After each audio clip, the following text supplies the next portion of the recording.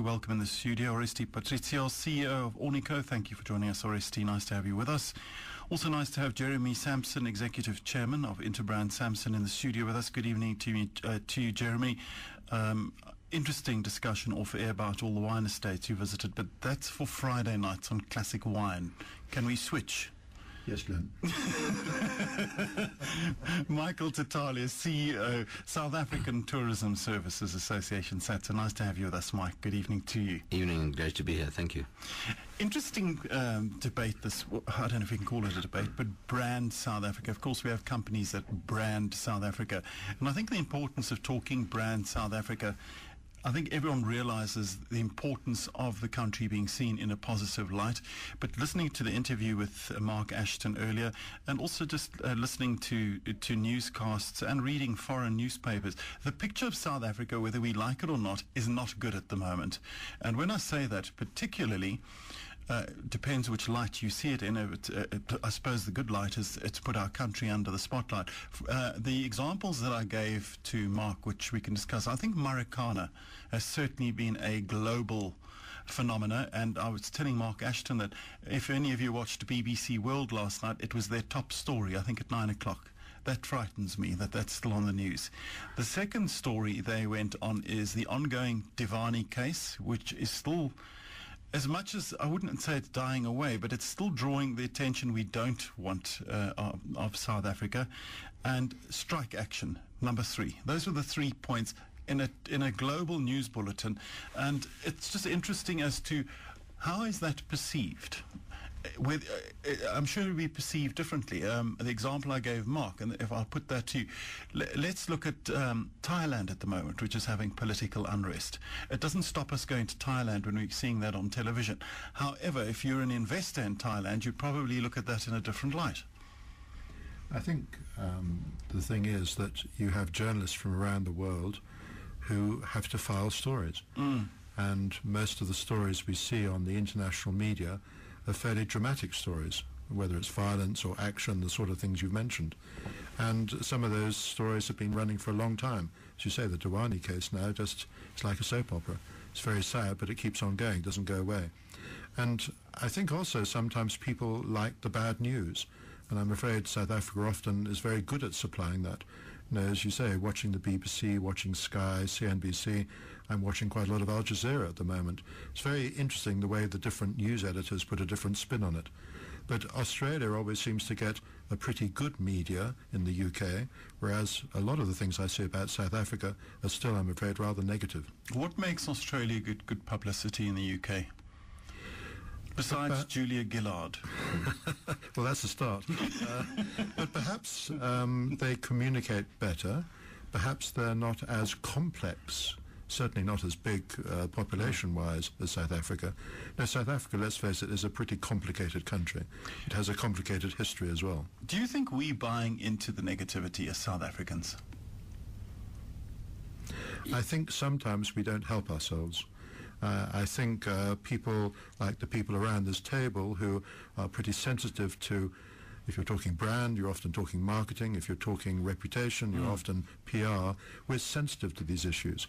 I think we have a lot of people in this country, often people in considerable positions of power, who aren't as sensitive, and in the nicest possible way, perhaps are rather naive when it comes to the coverage around the world their activities and their sayings receives. Yeah. Go ahead. You know, I think from our perspective, it's branding a country is not where it's at.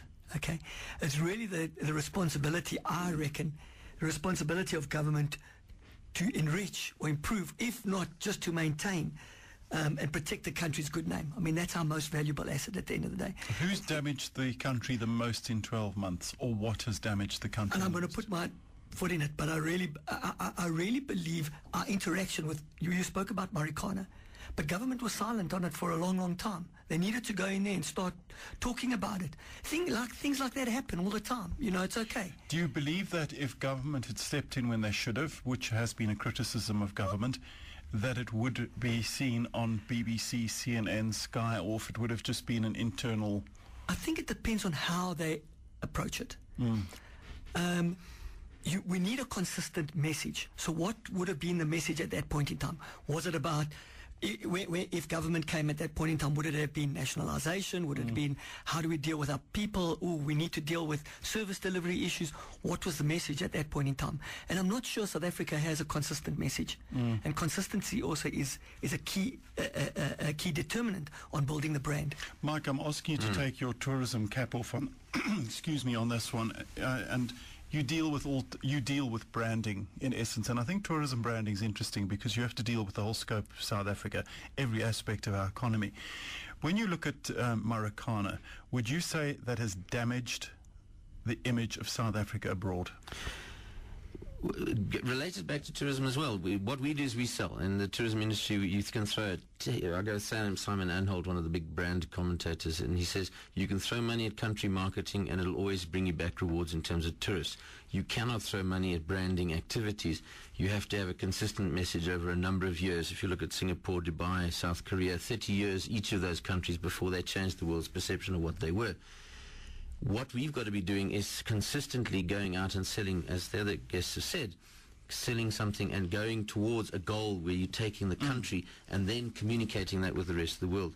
Then we come along in tourism and we sell it. But you are correct. An incident such as Marikana, it's not a branding issue, but it dents the reputation and the image of the country and puts all the efforts at what we've tried to achieve in the last 10 years of taking the country from, well, even before, the 94 plus, the Rainbow Nation, the Mandela Miracle, all that kind of stuff, it dents in that reputation. So you have something on the negative ledger that people going, but what about? Because people often will come on holiday and decide to invest, or come on a business trip and then come on a holiday. What they do in business and what they do on holiday and where they feel safe to go and travel with their family when they want time to relax will often all be wrapped up in the same thing, what they see in the press and what's affecting their view of the country. So yes, something like an Americana where it isn't explained properly and it isn't an aberration, or isn't explained and communicated as an aberration or something that's under control or on the path to, if you can put it in context and contextualize, you start to get a different picture. What's, I think, worrying all of us sitting around the table is that it was sort of left to be its own story. And you already raised the Divani one, which did a lot of damage to the tourism industry immediately after 2010. Now, the 2010 Soccer World Cup, aside from the tournament, was actually a 6-7 year process where the government decided to change the way the world looked at us, go after a big tournament for all its warts as FIFA are, and go out and show the world we can deliver. And in that process, we convinced the world that we're the little engine that could, the little train, punching above our weight category, trying to do something big, and then miraculously pulling it off. And immediately thereafter, we failed to go out and tell the world and carry on talking to them.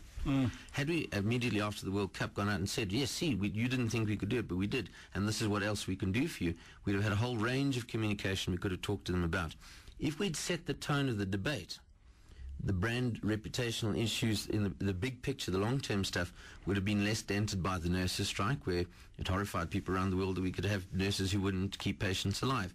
And then you go on top of that, you allow a murder to occur, and the story around the murder to carry on by itself almost uncontrolled, with no sort of controlling, communicating from our side, ours being collectively the whole South African corporate, I mean the company of South Africa that we're all in. Now, the Divani story should actually, we've got opportunity now to be going out and recovering a whole lot of our viewpoints on this. I think that was my point there is, it's not good publicity, but it's drawing publicity to South Africa. And so we need to manage it quite correctly. Now, we've just had the court case go through with the whole due process of law, and the three people have been found guilty. There's no ways that Max, the spin doctor from London, could actually draw our judicial system into disrepute if anyone sensibly looked at the court proceedings. They would see that this is a normal judicial process. Policing work has occurred, detective work has occurred, they've got the right three people, and there's a court process has gone and judged the people to be found to be guilty. Now is the time we should be going out and seizing back the moments of the Divani story and saying, listen, it does happen. Unfortunately, as in any country in the world, crime does occur. However, this is what our resources have been able to do, and we've got a result. I think people are upset with a criminal story if there's no arrests, if there's no conclusion, if there's no court case. But the rest of the world is quite comfortable with the fact that murders do occur, but then you find the guilty parties, you try them in a court of law, and they get a fair trial, and then they go to jail. If you can see that process happening, it looks a better story. But we've got to be actively out there. And I think from the government side, we're kind of skirting around an issue here. I think from the government side is we're trying to appeal to too many interest parties, both domestically and internationally, and we're not coming through with one consistent message of where we're going as a country. That's actually a point that I actually want to raise a bit later in the program, is what I call the thorns in the side. Sorry, Jeremy, you had a point, and I'm going to ask you in that point if you'll just give us a simple yes or no on this. Despite what economists have said on either side, in your opinion, has the Marikana event damaged investment into our country? I'd like to step back and say that the whole nationalisation debate has been very harmful, because I know that some major companies like BHP Billiton, in their capital investment plans for this last year, have spent not 1 cent in South Africa, when they spent millions, if not billions, of rands around the world. Marikana is, I'm sad to say, almost the cherry on the top. That sounds a very flip way of answering it. What about Julius Malema? Well, he's contributed to that. So the whole question of investment, if you're a mining company, is very, very difficult. You know, you've got the world as your oyster. Why come to South Africa at the moment when you're not sure what's going on? Why come to South Africa where, after nationalisation, and that hasn't gone away yet because it's rumbled on for too long, we now have the whole matter of wildcat strikes and loss of money. Now, hearing the figures that Nick Holland was mentioning on this programme half an hour ago were absolutely scary. Now, safety has been improved tremendously in many ways, which is fantastic. We all want that to go up. But on the other hand, why invest in a country which at the moment was fraught with problems? Go to other places.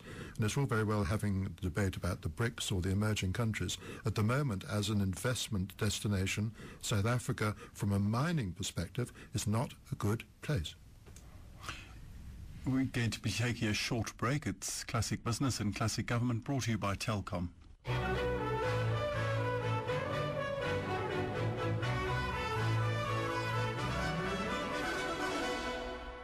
There's nothing like and beyond Sossusvlei Desert Lodge and its ochre-colored magnificence, a hot air balloon ride, and your very own astronomer.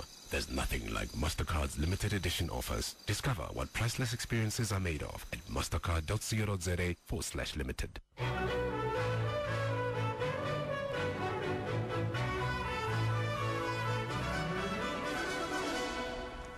It's going on to 7 o'clock, and you're listening to Classic Business and Classic Government, brought to you by Telkom, talking about brand South Africa, if there is such a thing as brand South Africa, and how we brand our country under I think 2012 being one of our most trying years we've had since the advent of democracy.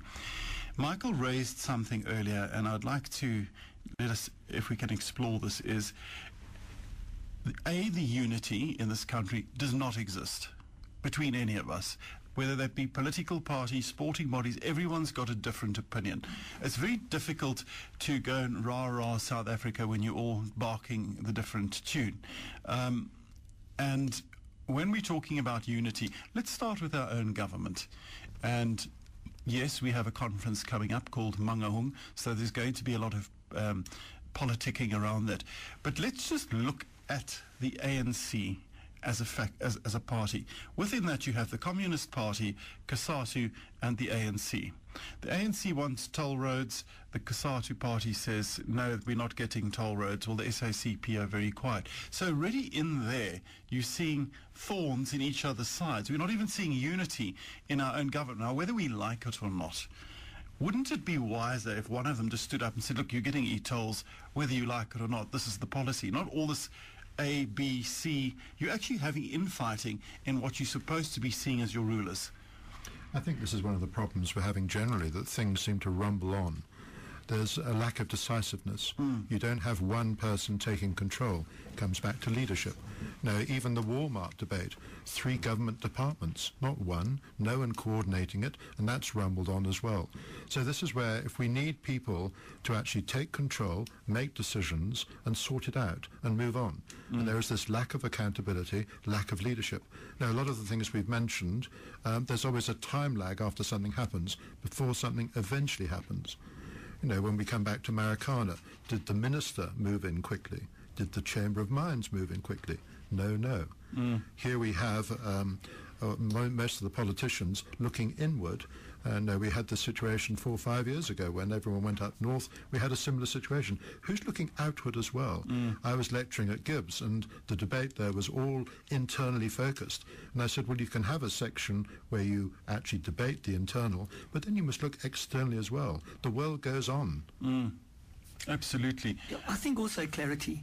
I mean, clarity is key, as you said.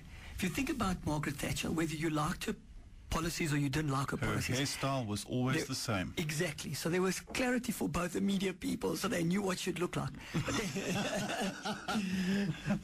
But in reality also, you would know and know exactly what her policies were. Then John Major comes in, there was no clarity because he was trying to pander to everybody. All of a sudden investment then starts leaving the country. So it's key, clarity is key.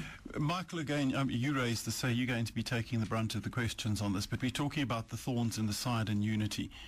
How difficult is it to go to something like the World Travel Market and promote South Africa as what a wonderful place, we're all such wonderful people. But there are the buts, because Jeremy's raising nationalisation for one thing. Whether you like it or not, it affects tourism. People would be worried about that. People would be worried when they hear that Marikana is near Sun City, a tourist destination. That's come up in the news.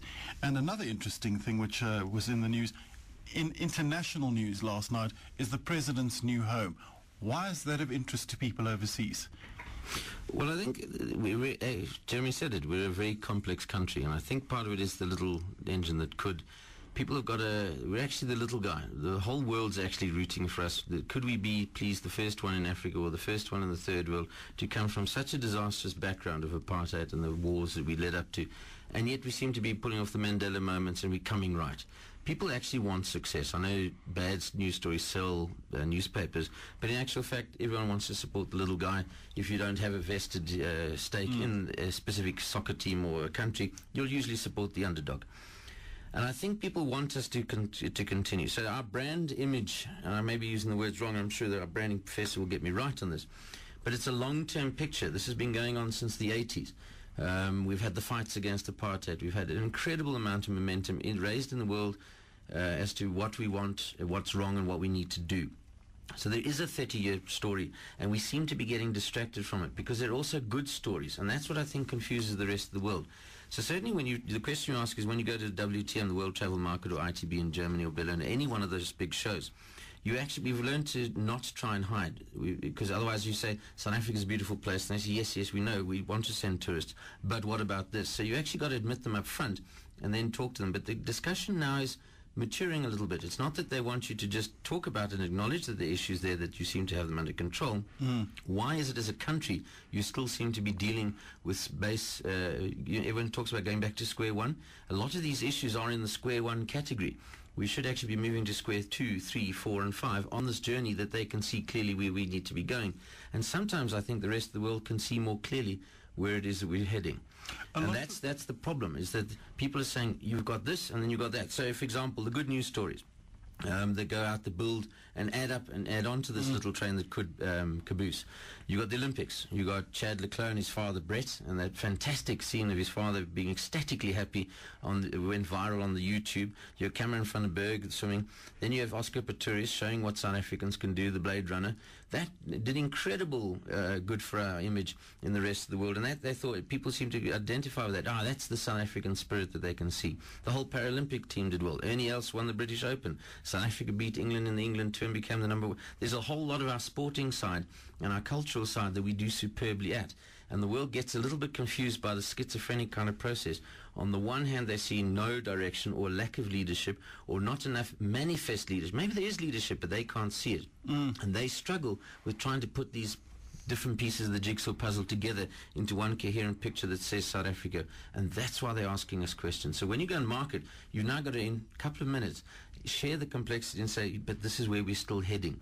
And they haven't dumped us, they haven't not wanting to send tourists to us, but there are concerns that they need to be aware of, that they want to make sure that their concerns are being taken seriously and that we're still on the right track. Are we still going the right place? When we talk about crime in South Africa, and if you're abroad, I don't know how you guys handle it, but I mean, I'm one of those rah positive South Africans, and I say there's crime wherever you go in the world. Be careful where you go, and giving out standard advice, and it's even on our website.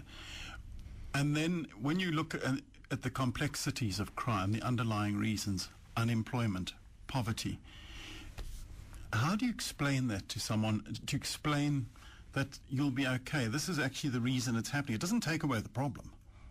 It's a very difficult issue to handle that. I think sometimes, coming back to what Michael was saying, we tend to focus sometimes too much on the negative. After all, since the Dewani case, I can recall murders in Mauritius, in the West Indies, of British tourists, or couples going after their wedding into exotic places. So it's not just South Africa, it's not just Africa.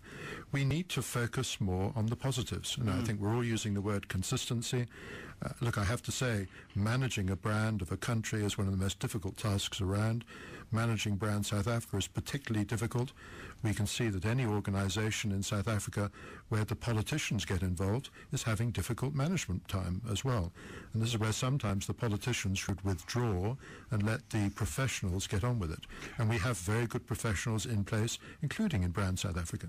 I think absolutely, and I think many, Michael, you probably agree on this because you work very closely with them. The South African Tourism Board is certainly, you can see the changes that are happening there, and it's certainly doing good for the country. It's got a huge job ahead of it. But the caliber of staff they seem to have brought in is possibly what the country needs now. But again, it's a difficult job. I think also to brand yourself as, say, South African tourism. You're not just promoting tourism. Covers every spectre of this country. If you're overseas at a delegation, you have to be able to speak about mining, the social issues, the education, because you have to draw in all spheres of, let's say, investment. That's but what it's about. If you look at the success stories, I was joking about being in the Western Cape for 2 weeks earlier this month. I was in one restaurant where every other person in that restaurant was German. We saw more Germans and Swiss and Danes and just a few Brits and people from the States. But the Germans and the Swiss loved the Western Cape. Has anyone asked them why? What do they so enjoy? We did. They enjoy the weather, they enjoy the environment, and these people are all going back as ambassadors to South Africa. Some of them have come here. They can't afford to come every year, but every couple of years, and they say what a wonderful country to come to. So I think we need more of the good news, more of the sort of heroes Michael was mentioning, and not let the things fester. If we have some bad news, sort it out, move on, and then get back to the positives. Again, a question, if I may ask you to all ask. I actually asked Mark Ashton, the editor of Finweek, because we're going to take a break in about 5 or 6 minutes. That was the break of my pen. But in 5 or 6 minutes, what I'd like each of you to do, and I asked Mark Ashton to do this, because you're all specialists in your area, you're all passionate about the country, and if I had to put you in front of the United Nations General Assembly for 2 minutes, 1.5 to 2 minutes, tell us exactly what you would tell people about our country. Michael, you're on the podium. Right. I take them through where they've known us from. I'd remind this is the Mandela country and the country of the youth, and talk about the youth being under 16 and how many people we've got, so it's a land of opportunity or risk. And talk about the risks and get them over and done with straight away. Because it's not just the Amerikaners, the Nkandla story, it's the Duduans one. So how do you tell your tourists who come into Western Cape that they've got to go to the wine farms but to try not to get burnt in one of the fires started by a strike? Then talk to the positives. Talk about the opportunities, location. South Africa is in the... And talk about to the UN Secretary General group the opportunities to be had, the opportunities missed, and the opportunities we cannot allow to be missed. The SAS and the airline story is a classic example of how we're missing out on what the opportunities are. South Africa could be the hub of the south-south, east-west realignment of the world on an airline hub basis into the BRICS nations and all that's coming from that side. And yet we've missed that opportunity. We have to seize that. We've done the square kilometre array. A lot of these ones you talk about, the Marikana and Nkandla, the Duans, that's about investment. And yet we have good investment news. For 2010, go back to the 2010, we managed to do ICT investment on time, under budget, and we didn't drop a single second of broadcast. That hasn't often been done around the world. Same with the square kilometre array telescope. We've already got the one in Sutherland. We've got the new one in Northern Cape, again, for our construction ability in difficult places to do difficult tasks ahead of schedule, under budget, and on time. Okay? So there's stories to be told there, and get on to the heroes. The heroes are not necessarily the sporting heroes. The heroes may just be the people who pick up the pieces and carry on. The small families in Mount Aleph or something like that who are getting on with the family, one-person families, child-headed families. That's, while it's a risk at one hand, it shows the incredible spirit in South Africa to get up, solve the problem, and move on. And that's the thing, that's the future of South Africa, is finding the quiet heroes, the little people around the country who are simply getting on with the job of feeding their families, putting their kids in school, and going to work. And in some cases, that's a phenomenal task on its own. That would be my story. Don't lose hope on South Africa, and don't let us lose our own hope in South Africa. In summary, then, brand South Africa is the South Africans. Indeed. So I'm going to follow on that, actually. No, you can't. It's a completely different speech. Every time people come and I entertain people from overseas, one of the things they say about South Africans is how friendly we are. We're hugely friendly people. Especially on the M1 North and peak hour traffic. But we've also, I mean, we always complain about the service. When you get people from Australia or Europe, they can't believe the kind of service we actually provide. Yeah? So our service industry, from that perspective, the friendly people, the amazing images that you see when you go into the bush, I think those are the key issues. I think the downsides of it is about business. Will it be a sustainable business? You need to talk to them about how you can make a return on investment, and I think there's some huge returns on investment that can be made within Africa and within South Africa and within the African continent, within the rest of Africa. And I think those are the real images that you need to start portraying in people's heads. Some things are not right, but it's okay. I mean, if you look at America, their foreign policy is not okay, but still popular culture still makes America what America is. So what will make South Africa? Friendly people, the most amazing business opportunities. And I think those are the ones I would talk about. Jeremy, you're on the podium. From a branding perspective, you often talk of a brand having lots of touch points. And as we've heard, we've got a lot of touch points, and that makes it that much more complicated. We need more alignment. We need perhaps less bodies. By bodies, departments, whatever, they need to be working more together. But what is one of the biggest needs of the country? It's investment. And if money comes in, if people come in, overseas expertise come in, that creates more jobs. And I think that would help us as well. That's going to help tourism, etc. But from the business perspective, we've got people like the head of Diageo, the biggest drinks company in the world, saying Africa is the new China of 10 years ago. And I think a lot of the major players, like the Unilevers, the Procter & Gamble's, the Nestle's, are quietly investing more and more in Africa, and that's very good for all of us. You know, we talk about the BRICS. I think we're the poor cousin when it comes to the BRICS. But I found it fascinating that this morning you opened Business Day, and there was Jim O'Neill of Goldman Sachs who coined the phrase BRICS, talking about investment. So these are all the things that need to be pulled together. One of the difficulties, of course, investment is still legislation, where there's too much red tape from government. It needs to be made easier for people to come into the country. And that way, we all win. And that's where, when it's South Africans from overseas who've been bad-mouthing a lot of South Africa from the past because their memories, I'm afraid, go back to the bad old days, or whether it's the current South Africans, after all, 50% of the population under the age of 21, 22, they have huge aspirations, and what they know about the country. They know about the country what they've been seeing in their lifetimes. And in the last 5 years or so, there could have been perhaps more better examples for them to follow. It's 16 minutes past 7. This is Classic Business and Classic Government, brought to you by Telkom. We do have many points that I'd like to cover in the next 14 or so minutes, but here's stats and figures that came in today. And unfortunately, Michael, you have to be sitting here, so it's your comment time. Released by Statistics South Africa, a total of 2.941 million travellers, both arrivals and departures, passed through South African ports of entry in August, compared to 3.034 million travellers in July. The travellers were made up of 802,323 South African residents and 2.139 million foreign travellers. A further breakdown of the figures for the South African residents indicated that there were 389,231 and 413,092 arrivals and departures, respectively. The corresponding volumes for foreign arrivals and departures were 1.162 million and 977,104,000, respectively.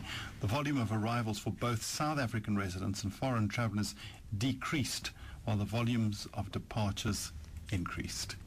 Therein lies the rub. The good news is we've got lots of movement in and out of the country, but we're not seeing what we want.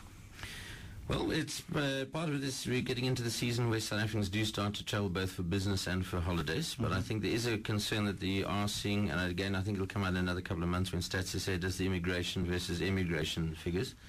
I think all the issues we've talked about this year have led to some concern in a number of quarters, and people are travelling out. However, I think the figures are coming in. I don't think it's going to be a shoot the headlights out kind of season, but I think it will be better than last year. If you look at the forward bookings into the hotels, particularly in the coastal areas for domestic around KZN and international around Cape Town, the figures are looking very good. The flights are quite full. Finding flights is getting difficult to get people in now. So I think the people will come, whether they stay as long, whether they spend as much, that's going to be the question. And more concerned to the tourism industry, will they travel around outside the main areas in which they come to? We find that when people are under a little bit of pressure in their own lives in terms of money or whatever the case may be, and with less time to do, they'll come to a city and tend to spend around there. What we've always been used to in the last 20, 30 years of tourism in South Africa, the ideal is to try and get the 20-day holiday where they put in 4 or 5 of the provinces at least to go game and wine and this and culture, and probably pop off to Vic Falls and maybe a little bit Botswana as well. That's not really happening. They're coming in for shorter, more focused, stay in one area kind of stops. But it does allow people, particularly as Jeremy was saying, a number of people coming for repeat visits. We have got repeat visitors, and that's a healthy sign. We've just got to get them to be spending out and travelling out. But factually, foreign tourists, in a nutshell, are down. Not a lot, but it is down at the moment. When the season's finished, you'll actually find it was actually a little bit up. But in terms of, that's because we're looking at the total numbers who are coming through. If we took it over the total number of nights that they stay, compared to 10 years ago, the total at the time they spend in the country is down. So there are therefore less bed nights, and there were less restaurants used, less museums visited, less game reserves visited, etc., because it all has to be shared out the same number of people in the same amount of fewer days. One of our key markets, the United Kingdom, why would they choose not to come to South Africa and rather visit America? Pound-dollar price, although that's starting to change this season as well. But we are actually starting to see figures going up. But in fairness, the figures we get will be a percent, will be reported, and you watch me for this in January, February, the figures will be reported as percentage increase over last season, and that's correct. They are up on last season. But the fact is the UK market is down on 5 or 6 years ago, which is at its peak. So you're talking more price than any other bad news, political news they hear? And their own political situation and economic pressures. So there's an awful lot of weighing on the fact that there are less people going out and travelling from the UK, and they're looking for value for money places to go. And you can't blame Margaret Thatcher. No. I think we should just turn around and say we're blaming South Africa here. And perhaps it isn't South Africa. I think because of the economy in Europe and the economy around the world in the north, people aren't. So if we compared ourselves, and I don't know if we have a sort of a basket of countries we would compare ourselves, how are we doing against them? I think from what Michael's saying, we're actually still doing pretty well. As I said, I was seeing mainly Germans and Swiss, and those are the 2 most successful countries in Europe, people coming here. The countries that are, well, having the most difficult time, Portugal, Spain, Ireland, Greece, of course, they're not travelling because things are so difficult. So I would actually argue that in some ways we're not having a bad recession. We're still fighting our strength. Yes, we're dipping down a bit, but perhaps we're in a good position, and this is the time we should be building more and more for the positives, so when the economy picks up, people will come to us. And I think there is more positive than negative. Let's be realistic about that. I think the issue here of brand South Africa is how we can actually just patch up the holes in the brand to get it to be a stronger brand. And comes the question that I'm going to ask you. Well, it's not an easy question to answer, because there's no diplomatic way for you to answer this, but our president has been really in the news a lot this year. Of course, he's up for re-election at Mangaung. There's internal fighting as to who's going to be electing him. A lot of people say he hasn't shown any leadership, Marikana being one of the examples. Around the world, he's got incredibly bad press. And my question to you is, how much damage, if any at all, has the president done to our country domestically in terms of leadership and of our image abroad? You're looking at me, Glenn. All right. I think politicians... Well, you're the closest. I think politicians generally get too much attention. As a breed, if I can use that term, and I don't mean it in a derogatory sense, are they the sort of people we aspire to use as role models? And I think countries, and you've mentioned already places like Singapore, where the politicians in many ways take a back seat, the country does better for it. I think, we're all watching the president. Reading the Sunday papers yesterday was incredibly depressing. But I guess... Share with me why that was depressing. Well, when you have the president, being challenged in court on so many different issues. You talk about a little bit of smoke. Well, we've got lots of smoke. Things are coming back to haunt, whether it's armaments, whether it's funding of this or that, whether it's fraud, now the funding of his property, all these things, they're not going away. They're carrying on festering. And I'm afraid that then filters down to perhaps all politicians, and that might be very unfair, because not all politicians should be tainted, and I include the ANC or whatever. But also, in some cases, there are people overseas who say, well, that's typical South Africa. And that's the danger. This is where we need the good news, the positive things, when we have negative, as in running a company. If you think of a country like a company, if things go wrong, you sort them out quickly. You move on. You can't afford to allow them to fester and to sit there so that people can still keep saying, oh, look what's going on. May I ask you an unfair question before I move on to the rest of you? Who presented the better image of South Africa overseas, Thabo Mbeki or Jacob Zuma? Well, it's interesting. Again, I would say one mustn't forget Mr. Motlanthe. He was president for a time. We do forget that. And I think he was a very safe pair of hands and a very dignified person. So out of the three, who would you have said presented brand South Africa? I think that it's difficult to say, because Thabo Mbeki had huge strengths and he had weaknesses, but that's human. Mr. Motlanthe has done very well in a lower key way. Mr. Mandela did a fantastic job, which is a very difficult act to follow. But at the moment, I'm afraid the president incumbent is probably doing the worst job of the four, if I can put it that way. Thank you. Oresti. Good branding and good leadership is about your core values. Firstly, I'm going to redirect you because I think you're going to avoid names. No, I won't. So I think good branding and good leadership is indistinguishable. President Jacob Zuma a good brand? For South Africa currently, I don't think so. I think we're not. That's what I was trying to get. Good branding and good leadership is indistinguishable. They're one and they're both together. So I don't think that without good leadership you're going to have good branding, and that's exactly what's happening currently. As I've been saying most of the way through, our current leadership is not strong enough and hasn't got a clear goal and a clear vision. I think that's where we lack.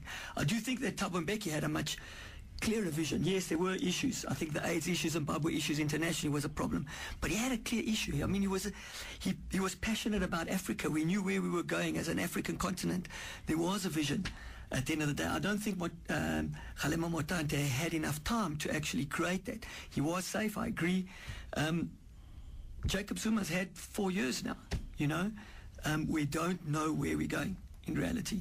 Are we nationalising, are we not, etc.? And my question to you, to put you on the spot, Give me an example of a world leader that is brand their country, whether it be brand Australia, brand Norway, a leader that when you think of them, you think of a good country and everything fantastic about it. Well, let me tell you, I think, you know me, I'm passionate about Africa. We've spoken about Africa a lot of times. I think Joyce Banda has started doing some amazing stuff for Malawi at the end of the day.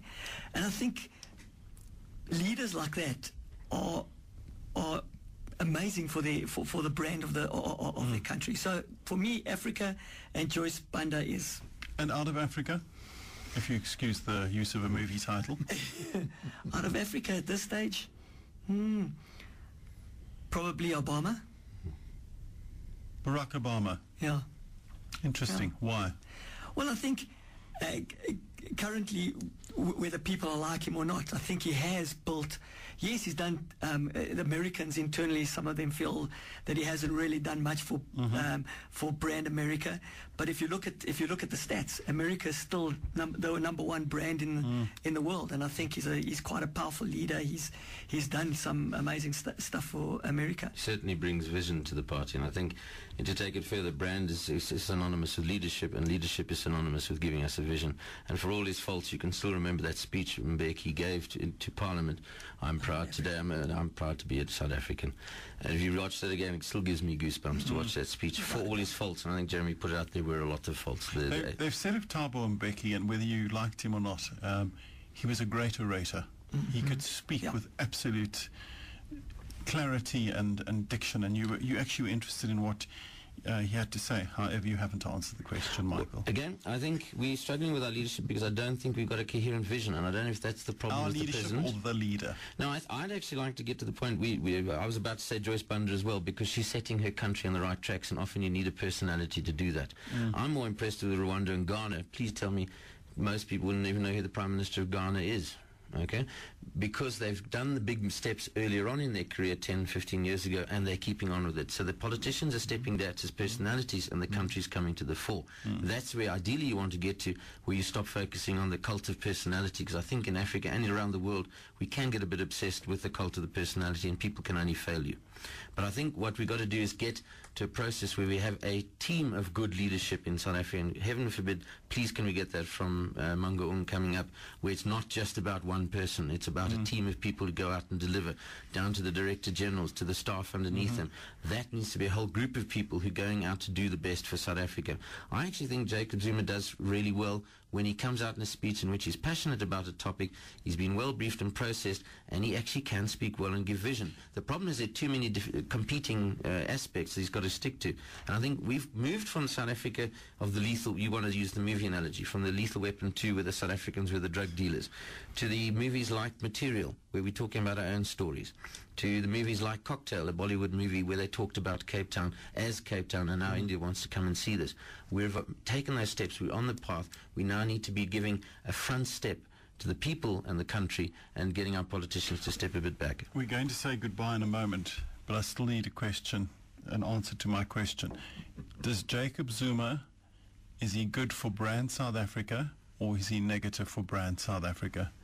He has, too many incidents have been bad for brand South Africa, but the best thing he did was let the good President Mandela sit on the currency and didn't put his own face there.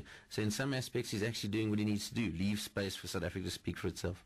It's been a pleasure having you all on the program from this opening debate on brand South Africa, and does South Africa need a brand aid? I'd like to thank our guests, Oresti Patricios, CEO Ornico, Jeremy Sampson, Executive Chairman Interbrand Samson, Michael Tatale, CEO of SATSA. Pleasure having you with us. Thanks to my team that